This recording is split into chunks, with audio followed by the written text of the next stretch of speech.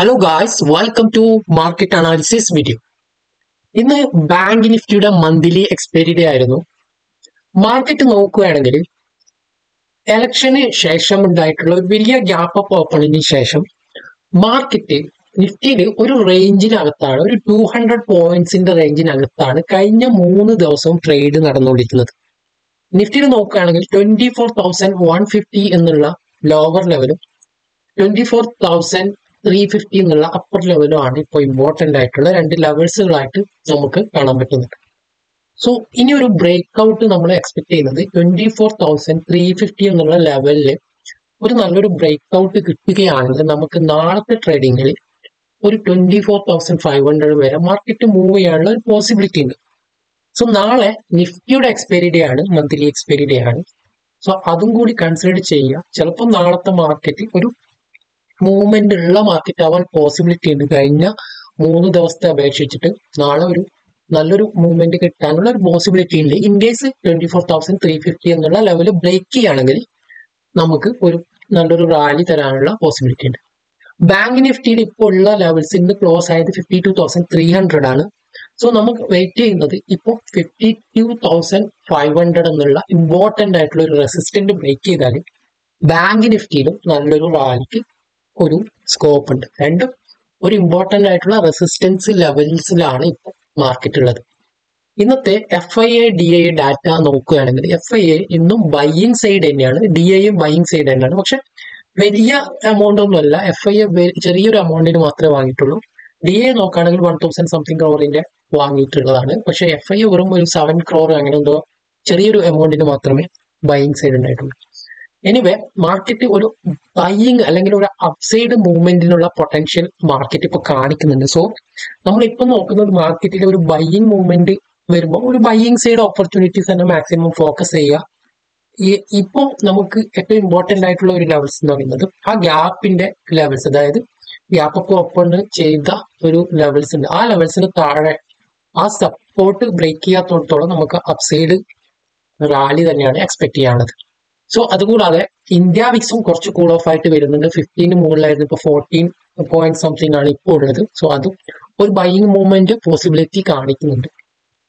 Anyway ഇപ്പോൾ important ആയിട്ടുള്ള ഒരു കാര്യം എന്നുള്ളത് നാളത്തെ മന്ത്ലി എക്സ്പയറി ഡേ തന്നെയാണ്. മാർക്കറ്റ് എങ്ങനെ ബിഹേവ് ചെയ്യുന്നുള്ളത് നാളത്തെ മാർക്കറ്റിൽ നമുക്ക് നോക്കാം. അതിനു മുമ്പ് നമുക്ക് നാളത്തെ ട്രേഡ് എങ്ങനെ പ്ലാൻ ചെയ്യാമെന്നൊക്കെ ചാർട്ടിൽ നോക്കി വിശദമായിട്ട് നോക്കാം. So welcome to market analysis.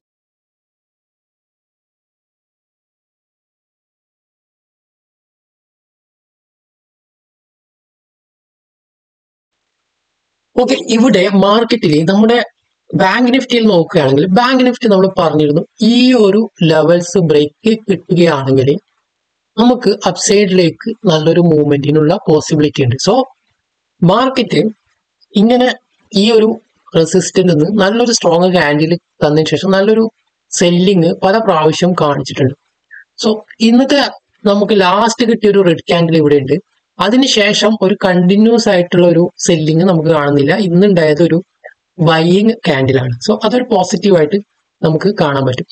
ഇനി നമ്മൾ നോക്കുന്നത് ഈ ഒരു ലെവൽസ് മാർക്കറ്റ് ബ്രേക്ക് ചെയ്യുമ്പോൾ ഉണ്ടാവുന്ന ഈ ഒരു ലെവൽസ് ബ്രേക്ക് ചെയ്യാൻ വേണ്ടിയിട്ടാണ് നമ്മൾ വെയിറ്റ് ചെയ്യുന്നത്.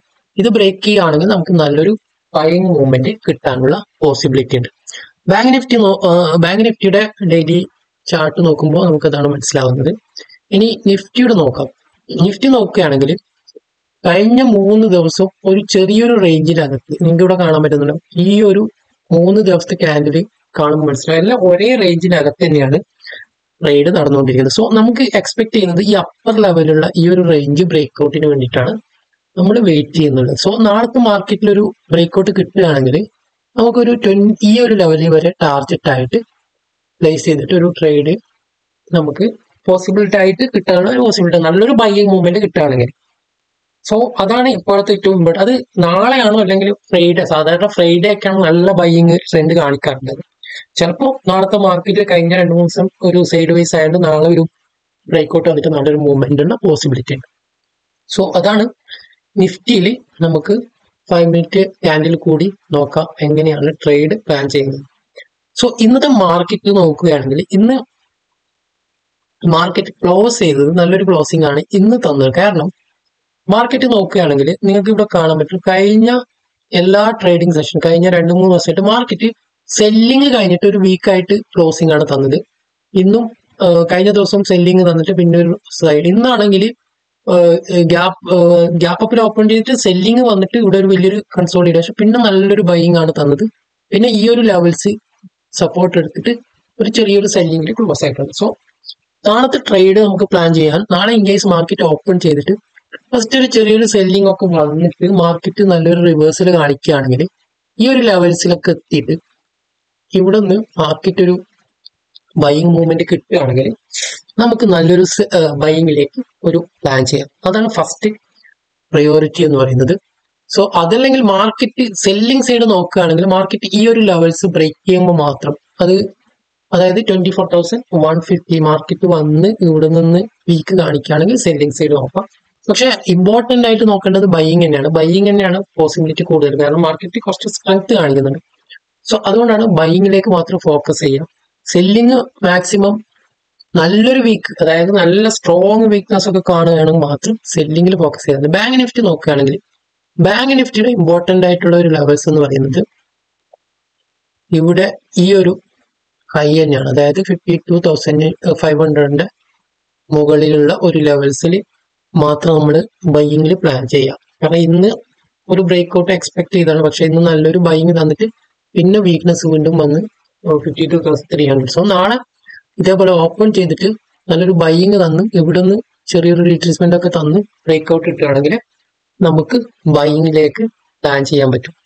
സോ ബാങ്ക് നിഫ്റ്റിയും അതുപോലെ തന്നെ സെല്ലിംഗ് നോക്കുകയാണെങ്കിൽ ഈ ഒരു ലെവലിന്റെ താഴെ മാത്രം സെല്ലിങ്ങിന് ഫോക്കസ് ചെയ്യുക, ബൈയിങ്ങിന് മാത്രം നാളെ ട്രേഡ് പ്ലാൻ ചെയ്യുന്നതായിരിക്കും ഏറ്റവും നല്ലത്. സോ ഇതൊക്കെയാണ് നാളത്തെ മാർക്കറ്റിൽ പറയാനുള്ളത്. ഇനിവേ നമുക്ക് നോക്കാം നാളത്തെ മാർക്കറ്റ് എങ്ങനെ ഉണ്ടാവുന്നു. So thank you for watching this.